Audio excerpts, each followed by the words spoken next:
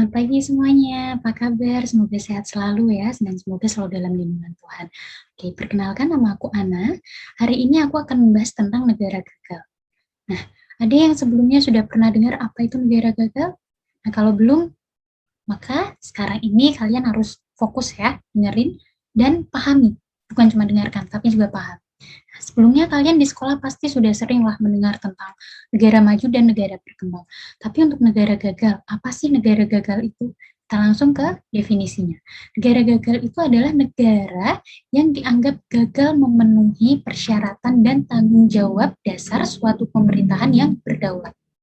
Jadi ketika suatu negara yang sistem pemerintahannya tiba-tiba acak adul, tiba-tiba menjadi tidak seimbang, nah itu bisa menjadi gejala atau tanda-tanda bahwa negara itu akan menjadi negara gagal. Sebelum kita lanjut, pengertian dari pemerintahan yang berdaulat itu apa sih? Pemerintahan yang berdaulat itu adalah lembaga yang memiliki kekuasaan tertinggi untuk mengatur kehidupan rakyatnya yang harus dihormati, ditaati, dihargai oleh seluruh rakyatnya tersebut. Nah, kita langsung aja ke faktor penyebab negara gagal. Apa sih faktor-faktor penyebab negara gagal? Nah, di beberapa buku itu disebutkan ada faktor geografis, budaya, dan sumber daya alam. Tapi apa iya faktor-faktor ini yang menyebabkan suatu negara menjadi negara gagal? Kita coba lihat secara geografis. Dikatakan di beberapa buku bahwa negara dengan iklim tropis itu memiliki peluang lebih untuk menjadi negara gagal. Tapi coba kita lihat negara-negara di Amerika. Misalnya saja di Brasil, Argentina, Meksiko. Mereka bisa jadi negara gagal berdasarkan indeks negara gagal yang ada di yang ditetapkan oleh beberapa pengamat. Yang kemudian ada berdasarkan faktor budaya. Pak, iya budaya bisa menyebabkan suatu negara menjadi negara gagal? Kita coba lihat Korea Utara dan Korea Selatan. Mereka berada di satu tanah, di satu benua. Ya kan? Basic atau dasar dari budaya mereka itu sama. Lalu apakah mereka sama-sama memiliki peluang menjadi negara gagal? Kita coba lihat Korea Selatan. Dia sekarang sangat sangat maju, sangat makmur. Bisa dikatakan negara dengan tingkat kemakmuran warga negara yang tinggi. Nah, sedangkan Korea Utara tingkat kemiskinannya untuk saat ini luar biasa banyak ya, luar biasa tinggi. Nah, jadi faktor budaya itu tidak, geografis tidak. Nah, lalu gimana dengan sumber daya alam? Apa iya sumber daya alam bisa menjadi penyebab suatu negara gagal? Kalau sumber daya alamnya dikit, apa iya negara itu akan menjadi negara gagal? Coba kita lihat Singapura. Singapura itu wilayahnya sangat kecil, jadi sumber daya alamnya juga sangat minim. Tapi dia bisa menjadi negara yang maju, salah satu negara termaju di Asia Tenggara malah, ya kan? Jadi apakah tiga faktor ini penyebab negara gagal? Jawabannya tidak. Nah, apa sih yang sebenarnya menjadi faktor penyebab negara gagal? Nah, faktornya yang sebenarnya itu adalah pemerintah dan ekonomi. Bagaimana sistem pemerintahan di suatu negara itu dipilih, dilaksanakan, dan dijalankan. Nah, dan faktor ekonomi, sistem perekonomian seperti apa yang dianut oleh negara tersebut. Nah, sistem pemerintahan yang demokratis dan didukung dengan perekonomian yang inklusif akan menghindarkan negara tersebut menjadi suatu negara yang dicap gagal. Contohnya, maaf, misalnya ketika suatu negara menjadi negara yang demokratis, yaitu mendengarkan, menerima, menyaring aspirasi dari masyarakat, mendengarkan keluh kesah warga negaranya, masyarakatnya, lalu memberikan solusi yang baik terhadap masyarakatnya, bersikap adil terhadap semua warga negaranya, terhadap semua masyarakatnya. Nah, didukung dengan perekonomian yang inklusif. Jadi pemerintah membantu masyarakat untuk berinovasi terhadap sumber daya alam yang ada. Jadi tidak menggantung terhadap sumber daya alamnya. Nah, dari situ negara tersebut bisa meningkatkan perekonomiannya, pemerintahan berjalan dengan baik, negara tersebut menjalin hubungan dengan yang baik antara pemerintah dan warga negara. Nah, itu akan menghindarkan dari menjadi negara gagal. Sedangkan negara dengan sistem pemerintahan yang otoriter, yang rakyatnya harus selalu tunduk. Kalau nggak tunduk nanti dipenjara, diasingkan, atau bahkan dibunuh. Kemudian sistem perekonomiannya ekstraktif, yaitu dia bergantung kepada sumber daya alam yang suatu saat pasti akan habis. Nah, pasti perekonomiannya akan menurun. Terus sumber daya manusianya juga akan berkurang karena orang-orang yang tidak patuh, mereka bisa saja dipenjara, dibunuh, padahal mungkin mereka justru orang-orang yang memiliki kreativitas tinggi. Jadi pemerintahnya tidak mendukung ini masyarakatnya untuk lebih maju. Nah, suatu saat negara itu bisa menjadi negara gagal. Nah, selain ada faktor penyebabnya, ada juga ciri-ciri dari negara gagal. Yang pertama kita bisa lihat di sini tidak dapat menjamin hak-hak warga negara. Misalnya, semua warga negara itu memiliki hak untuk berobat, untuk mendapatkan perlindungan hukum, untuk bersekolah. Nah, suatu negara tidak bisa menjamin itu. Misalnya,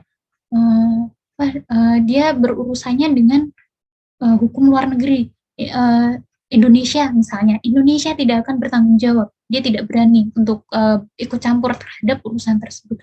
Nah, itu merupakan salah satu ciri dari negara gagal, karena warga negaranya dibiarkan begitu saja tanpa dibantu.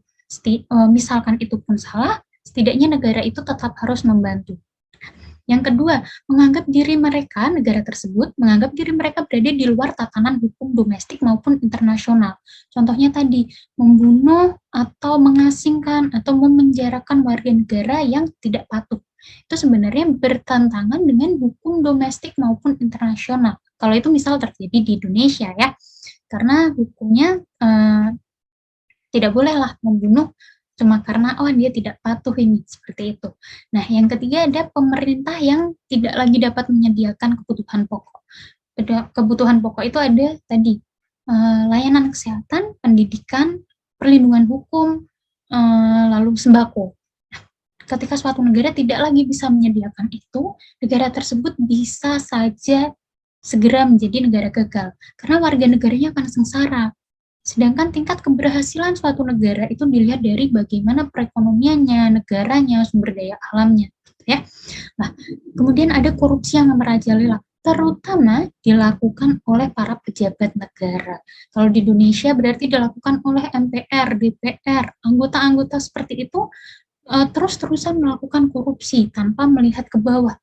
Ini rakyatku merana, butuh ini, padahal dana itu seharusnya untuk ini, tapi diambil untuk kesenangan sendiri. Nah, itu bisa saja negara tersebut juga akan segera menjadi negara gagal. Nah, yang selanjutnya ada terjadi bentrokan horizontal.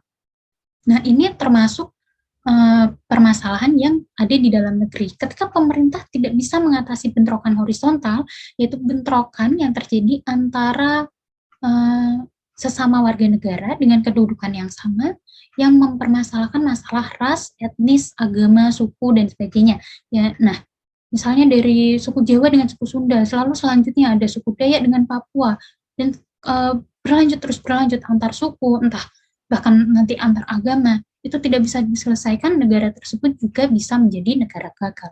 Nah, yang terakhir adalah hilangnya kepercayaan masyarakat yang merata, yang menyeluruh terhadap eksistensi pemerintah. Jadi pemerintah mau bilang apa, rakyat juga, alah, hanya seperti itu, tidak memberikan, wah ini nih, wah pemerintah akhirnya gini, wah pemerintah akhirnya gini, misalnya seperti itu. Tapi rakyat justru malah, paling juga ini, paling juga gitu, paling kasusnya kayak yang kemarin. Jadi rakyat tidak lagi percaya dengan apapun yang ditetapkan oleh pemerintah, seperti itu.